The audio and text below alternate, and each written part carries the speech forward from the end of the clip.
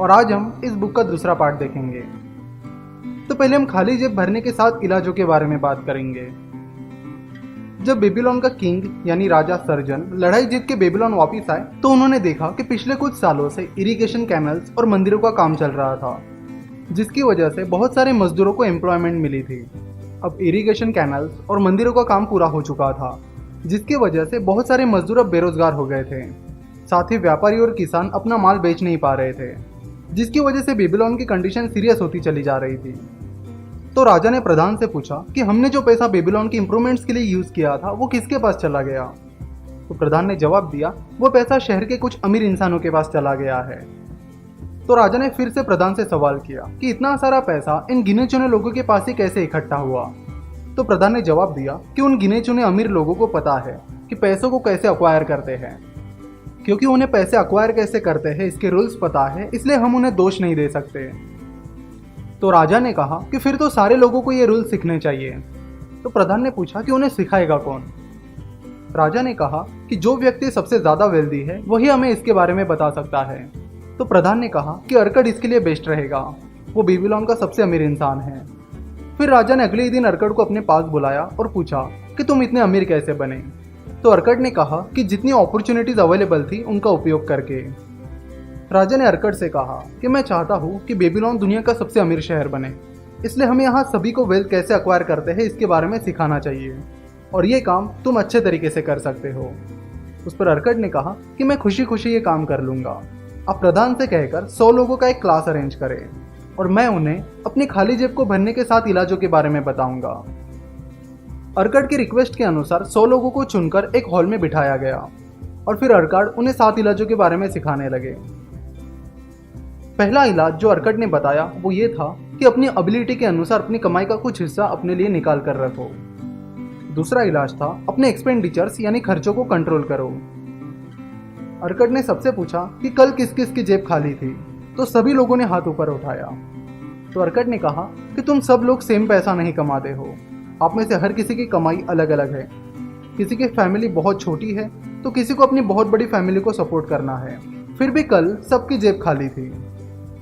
फिर अर्कड ने आगे कहा कि हमारे एक्सपेंसेस ऑटोमेटिकली हमारी इनकम जितने हो जाते हैं। अगर इनकम बढ़ती है तो एक्सपेंसेस भी बढ़ते हैं। एक्चुअली हम उन एक्सपेंसेस को नेसेसरी एक्सपेंसेस समझते हैं, पर उनमें से ज़्यादातर हमारी डिज़ायर्स होती है। तो जैसे हमारी इनकम बढ़ती है हमारी डिज़ायर्स भी बढ़ने लगती है और हमें उन्हें एक लिमिट तक कंट्रोल करना चाहिए। अपने डिज़ायर्स के लिए आप अपने सेविंग को हाथ मत लगाओ, उन्हें आप अपने बाकी बजट में ही एडजस्ट करो।